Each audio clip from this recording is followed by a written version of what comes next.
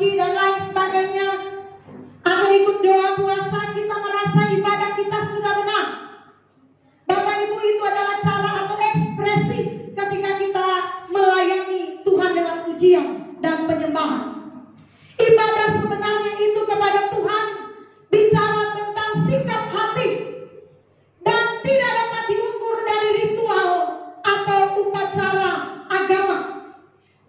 Jadi Kristen berbeda dengan agama-agama yang lain. Kenapa Bapak Ibu? Agama itu sebenarnya adalah salah satu bentuk ritual supaya orang mengenal Bapak Ibu agama apa. Seperti hari ini kita itu beribadah dengan cara seperti ini, orang bisa tahu bahwa kita itu adalah karismatik. Kalau Katolik beribadah seperti itu, orang tahu itu Katolik. Protestan, Gemim atau yang di daerah timur, ya HKBP, GPIB, orang tahu itu adalah agama apa, aliran.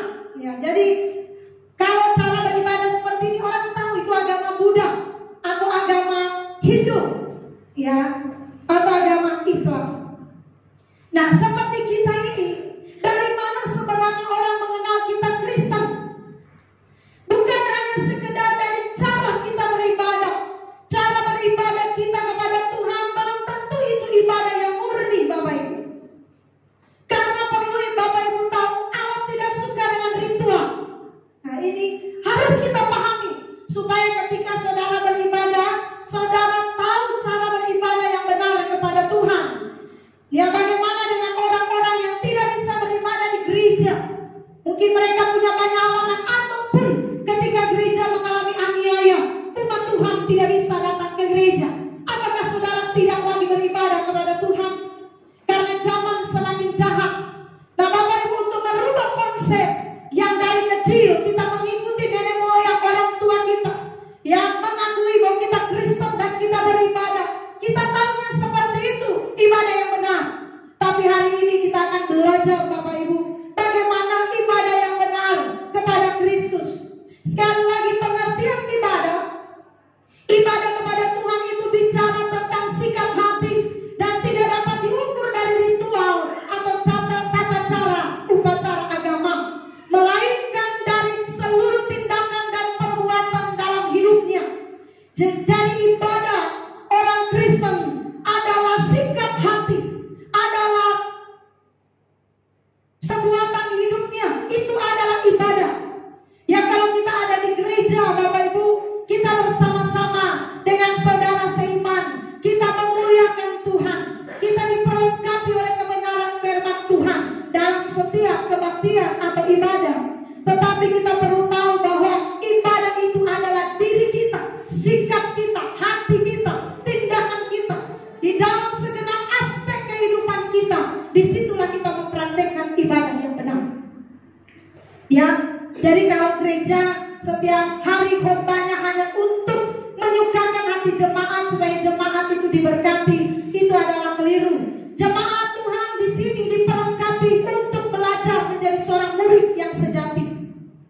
Ya, gereja bukanlah jawaban supaya saudara diberkati secara materi, tetapi gereja adalah jawaban untuk saudara belajar firman menjadi seperti Yesus.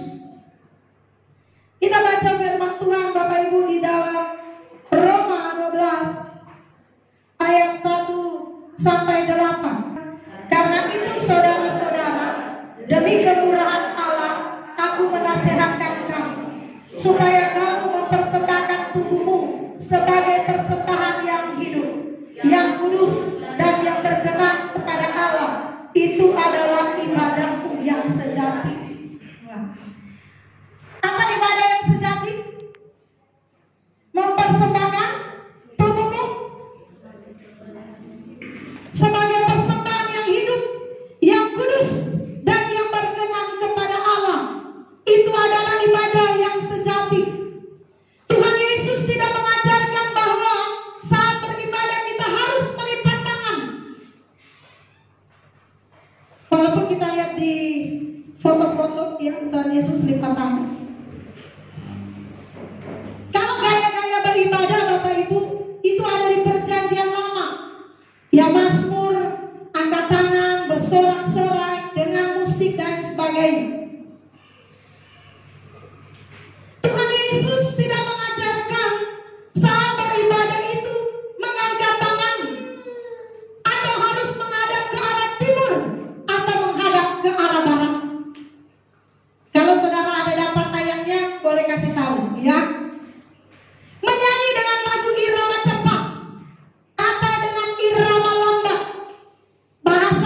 Indonesia atau dalam bahasa Ibrani, dalam seluruh pengajaran yang Tuhan ajarkan selama 3,5 tahun, Bapak Ibu perlu tahu apa yang Tuhan ajarkan bukanlah liturgi. Yang Tuhan ajarkan bukanlah ritual. Tapi yang Tuhan ajarkan selama hidup 3,5 tahun di bumi, yaitu menekankan sikap hati yang berekspresi dalam tindakan yang mulia dan agung seperti Yesus. Jadi orang Kristen harus mengikuti gaya hidup Yesus. Kalau agama-agama kita, agama di seberang, mereka menekankan kepada ritual, mereka menekankan kepada gaya atau sikap beribadah. Tapi Yesus menekankan sikap hati dan tindakan saudara.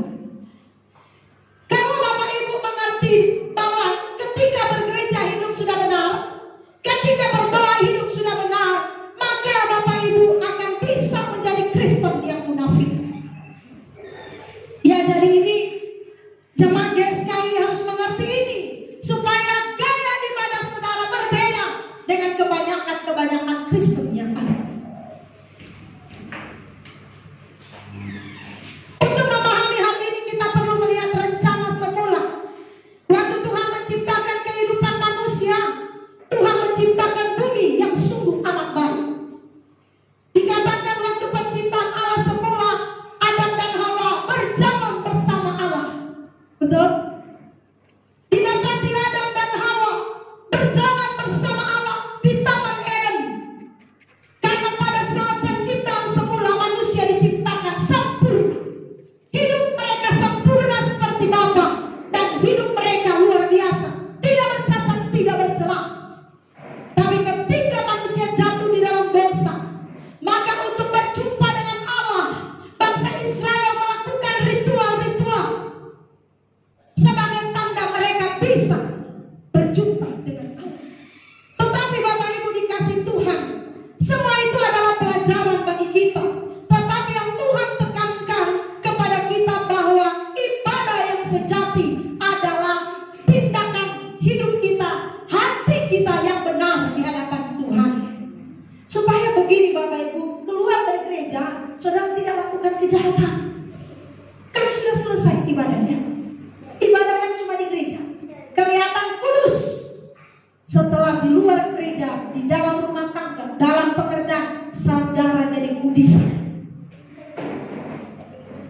Di gereja, haleluya. Wow, haleluya. Suara Hosanna. Waduh, orang di belakang bilang, waduh ibu itu, bapak itu sungguh-sungguh dalam Tuhan. Dia luar biasa, kelihatan kudus.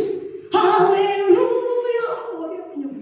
Sampai dia angkat kaki satu, angkat kaki dua, waduh, dia rasa-rasanya mau terbang. Tapi sampai di rumah bukan haleluya, halilintar. Suami istri berantem. Apakah itu adalah ibadah? Kan sudah ibadah di gereja. Banyak orang Kristen terkungkung pada pengertian yang keliru. Mereka berpikir di gereja ibadah, di luar gereja bukan ibadah. Itu penyesatan Bapak Ibu, penyesatan terselubung. Mungkin kita katakan, oh pendeta itu sesat. Kita nggak sadar kita penyesat karena kita menunjukkan gaya hidup yang berbeda. Di gereja kelihatan rohani, di luar gereja rohani. Nah, Kristen tidak boleh menjadi munafik karena Allah menilai seluruh hidup kita. Nah, untuk memahami ini Bapak Ibu, kita harus belajar firman Tuhan. Manusia diciptakan dengan segambar dengan Allah, atau dalam bahasa asli imago Dei. Kalau Allah adalah Allah yang memiliki rasio, maka manusia yang diciptakan segambar dengan dirinya juga adalah makhluk yang memiliki rasio, yang memampukan manusia berasionalisasi, berlogika, menganalisa, dan lain sebagainya. Dengan akal budi dan rasio tersebut, manusia berkreasi menciptakan sesuatu. Manusia diciptakan segambar dengan Allah. Inilah yang membedakan manusia dengan hewan. Itulah sebabnya manusia bisa menjadi mandataris Tuhan dalam mengelola bumi.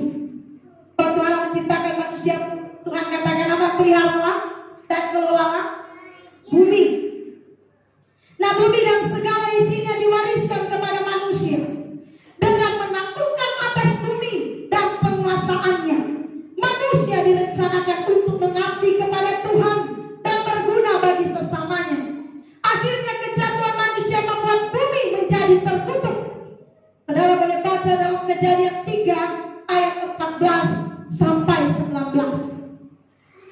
Mungkin ada yang bantu baca, Ibu Lilis boleh bantu baca. Lalu berfirmanlah Tuhan Allah kepada ular itu, karena engkau berbuat demikian, terkutuklah engkau di antara segala ternak dan di antara segala binatang hutan. Dengan mulutmu engkau akan menjala, dan debu tanahlah akan kau makan seumur hidup. Aku akan mengadakan permusuhan antara engkau dan perempuan itu, antara keturunanmu dan keturunannya. Keturunannya akan meremukkan kepalamu, dan engkau akan meremukkan kulitmu. Ayat 16, firman-Nya kepada perempuan itu, susah payahmu waktu mengandung akan dibuat sangat banyak. Dengan kesakitan engkau akan melahirkan anakmu, namun engkau akan berakhir kepada suamimu, dan dia akan berkuasa atasmu. Lalu firman-Nya kepada manusia itu, karena engkau mendengarkan perkataan istrimu dan makan dari buah pohon yang telah kuperintahkan kepadamu, jangan makan daripadanya, maka terkutuklah tanah karena engkau. Dengan bersusah payah engkau akan mencari rezekimu dari tanah seumur hidupnya. Ayat 18, semak duri dan rumput duri yang akan dihasilkannya bagimu, dan tumbuh-tumbuhan di padang akan menjadi makananmu. Ya, yang mengakibatkan kejatuhan manusia mengakibatkan permusuhan antara benih Tuhan dan benih manusia. Jadi Bapak Ibu, ketika manusia jatuh dalam dosa, dunia menjadi ajang pertempuran. Wanita akan melahirkan dalam penderitaan. Manusia mencari nafkah dengan susah payah. Kehidupan di bumi tidak dapat menjadi tempat menetap permanen manusia. Manusia melakukan dosa yang tidak bisa diampuni. Agar manusia dapat menerima keselamatan. Untuk mewujudkan karya keselamatan itu, Allah Bapa mengirim putranya yang tunggal. Ia harus menebus mereka dari tangan kuasa kegelapan. Tuhan Yesus Bapak Ibu mati di kayu salib. Pertama, semua orang mati yang dalam penjara harus dilepaskan, termasuk Abraham. Itu kematian Tuhan Yesus Kristus untuk melepaskan semua orang yang mati dalam penjara. Yang kedua, melepaskan manusia yang hidup dari cengkraman kuasa kegelapan dan kuasa natur dosa untuk menjadi umat pilihannya sebagai persiapan mewarisi langit baru dan bumi baru. Itulah sebabnya dalam pemberitaan Injil, Bapak Ibu, kalau baca Injil Kristus, selalu Tuhan Yesus memulai begini, bertobatlah, karena kerajaan Allah sudah dekat. Itu Injil Kristus. Kalau saudara baca setiap perkataan Kristus, Injil Kristus selalu dikatakan bertobatlah, sebab kerajaan Allah sudah dekat. Karena memang orang percaya dipanggil untuk itu. Itulah sebabnya panggilan sebagai orang percaya adalah panggilan sebagai murid, yaitu murid harus belajar dan belajar. Tapi ironisnya sekarang gereja mengganti dengan ritual dan ritual. Bapak Ibu, kebanyakan Bapak Ibu lihat keadaan gereja sekarang. Bukankah manusia ditekankan pada ritual? Kalau menyembah Tuhan tuh harus begini. Langgar sedikit, baru kita rasa itu kita sudah berdosa sama Tuhan. Dulu saya kalau anak-anak lari-lari nangis-nangis saya naik gitu. Saya malah, Bapak Ibu pernah ingat ada satu cerita yang pernah viral. Ada seorang Kristen masuk gereja, tiba-tiba dia menumpahkan sesuatu dalam gereja, dan pengurus gereja atau hamba Tuhan marah-marah karena merasa dia melakukan sesuatu yang tidak wajar. Padahal dia datang ke gereja dalam keadaan kalut pikiran, dalam keadaan kacau, butuh kebenaran untuk menguatkan dia. Tapi waktu datang ke gereja, dia menemukan satu yang tidak enak dari penerimaan jemaat. Dan akhirnya pulang dari gereja, dia stres, dia pergi ke bar. Sampai di bar, Bapak Ibu, dia minum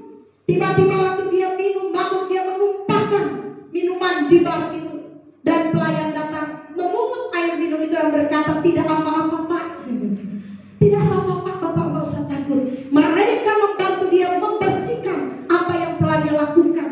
Apa minuman yang tumpah, orang bar, pelayan-pelayan bar melayani dia dengan sopan dan katakan tidak masalah Pak, kami akan membereskan, dibereskan, dilakukan dengan baik. Akhirnya dia merasa nyaman di bar daripada dengan anak-anak Tuhan. Tapi sayangnya orang-orang Kristen yang berlaku seperti ini merasa mereka sudah benar karena mereka melakukan ritual ibadah. Bapak Ibu perlu tahu mengapa bangsa Israel memiliki ritual.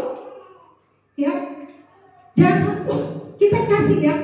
Mengapa bangsa Israel memiliki ritual? Karena Tuhan menggunakan sarana pola manusia di sekitar Kanaan untuk mengajarkan kebenarannya. Sesekali Tuhan juga menunjukkan bahwa korban bakaran mereka tidak memadai untuk Tuhan. Semua ritual adalah sebuah nubuatan mengenai kedatangan anak domba Allah.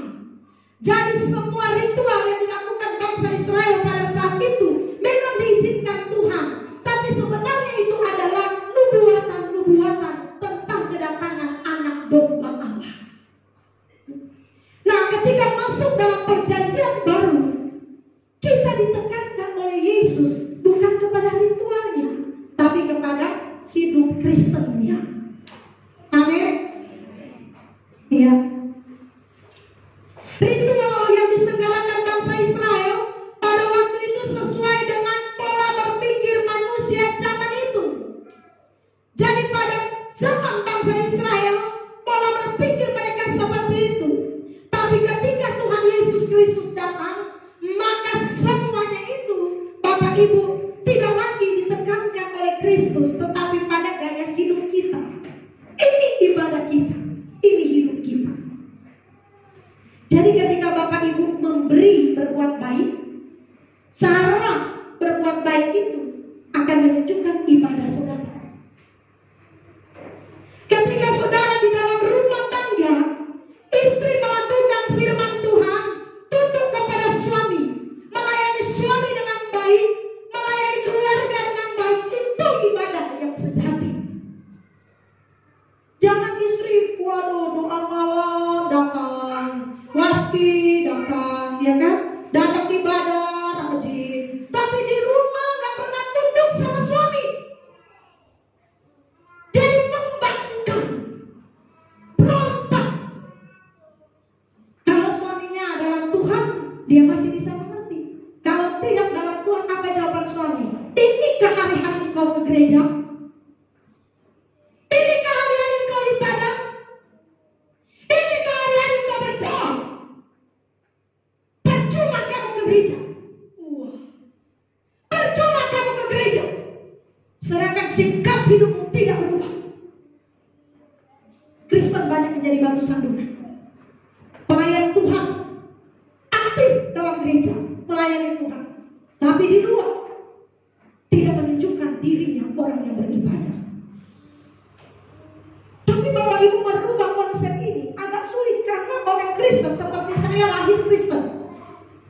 Saya lahir Kristen, otomatis cara ibadah saya ikuti orang tua saya.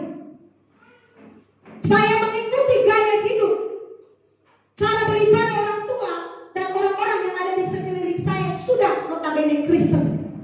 Bahkan kita diajarkan seorang pendeta tentang bagaimana ibadah itu. Dan untuk merubah konsep itu, kalau tiba-tiba dikatakan yang lain dari apa yang kita tahu, bahwa ibadah itu adalah bicara sikap hidup kita, maka orang bisa bicara kita itu sesat. Kan yang aku dengar dulu bukan begitu.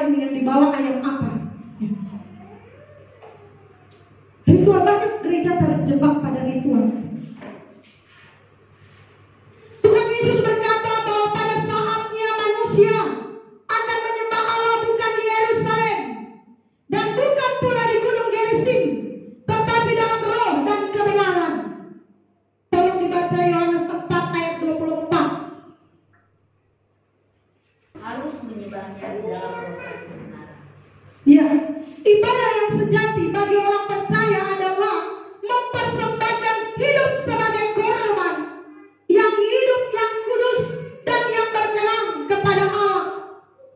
Kalau kita teliti cara-cara dan sistem manusia dalam menyelenggarakan suatu agama, terdapat kesamaan-kesamaan pola keberagamaan dalam berbagai agama di dunia ini. Pola keberagamaan dalam berbagai agama ini, Bapak Ibu, cara, budaya, dan kebiasaan yang terdapat pada praktik manusia dalam menyelenggarakan agamanya atau yang diyakini sebagai kebenaran. Dan bila seseorang sudah terbiasa dengan satu pola dalam menyelenggarakan agamanya, maka sulitlah meninggalkan pola tersebut. Jadi kalau sudah polanya seperti itu, sulit. Itu lanjutan Yohanes itu bunyinya apa itu, Bu Lilis? Lanjutannya Yohanes ayat 4 ayat 25. Jawab perempuan itu kepadanya, aku tahu bahwa Mesias akan datang. Ya, yang menyembah Allah bukan lagi di Yerusalem. Iya. Dan di situ, Oh, ini ayat 23. Tetapi saatnya akan datang dan sudah tiba sekarang, bahwa penyembah-penyembah benar akan menyembah Bapa dalam roh dan kebenaran. Sebab Bapa menghendaki penyembah-penyembah demikian. ya nanti kita Tuhan ada berkata bahwa kita tidak akan lagi menyembah Allah bukan di Yerusalem atau bukan pula di Gunung Gerizim, tetapi dalam roh dan kebenaran. Artinya Bapak Ibu, ibadah yang sejati bagi orang percaya itu bukan bicara tepat, tapi bicara tentang mempersembahkan hidup kita sebagai korban yang hidup, yang kudus, dan yang berkenan. Pola keberagaman tersebut telah menyatu dalam faham jiwanya dan membentuk yang disebut sebagai sifat atau karakter beragama. Itulah sebabnya dari sikap, cara memandang Tuhan, kualitas moral, dan pandangan-pandangan seseorang mengenai hidup ini nampak agama yang dipeluknya. Seseorang tidak bisa diubah lagi, dan filosofinya adalah salah atau benar adalah agamaku. Ya, jadi orang-orang yang memegang ritual-ritual ibadah mereka menekankan kepada ritual, menekankan kepada gaya ibadah mereka, maka salah atau benar mereka akan berkata, itu agamaku, agamaku adalah agamaku, agamamu adalah agamamu. Nah, semakin fanatik Bapak Ibu orang-orang yang hidup dalam ritual agama, semakin fanatik terhadap agamanya dan dalam penyelenggaraan ibadah agamanya. Jadi kalau tidak melakukan ritual yang seperti biasa dilakukan, rasanya ibadahnya nggak diterima oleh Tuhan. Gitu. Ya, penekanan-penekanan secara lahiriah tidak akan menyentuh manusia batiniah kita. Apakah dalam ibadah tidak perlu ketertiban? Perlu, Bapak Ibu. Kalau nggak tertib juga bisa kacau. Tetapi apa yang kita lakukan itu bukan lagi pada penekanan ritual-ritual dalam ibadah, tapi bagaimana manusia batiniah kita itu diperbaharui dari hari ke hari. Seseorang tidak akan bisa diubah kalau dia sudah memegang atau menganut agamanya dari dulu dan tidak bisa memahami agama atau memahami jalan Kristus itu sendiri. Hampir tidak ada agama yang tidak memiliki ritual, Bapak Ibu. Semua agama memiliki ritual. Dari ritual suatu agama nampaklah identitas agama tersebut. Ritual agama bisa diselenggarakan untuk beberapa tujuan. Pertama, menjangkau Allah yang disembah dengan penyembah. Maka Bapak Ibu lihat orang kalau ritual, suku Batak tahu ya, ritual untuk mengantar orang mati ke kuburan. Kan dia ada musiknya. Dan